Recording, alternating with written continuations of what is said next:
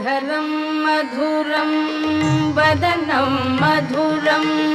नयनं मधुरं हसितं मधुरम् अधरं मधुरं वदनं मधुरं नयनं मधुरं हसितं मधुरं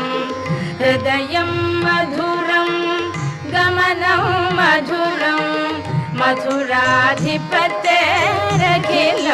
मधुरं वचनं मधुरं चरितं मधुरं वसनं मधुरं वलितं मधुरं वचनं मधुरं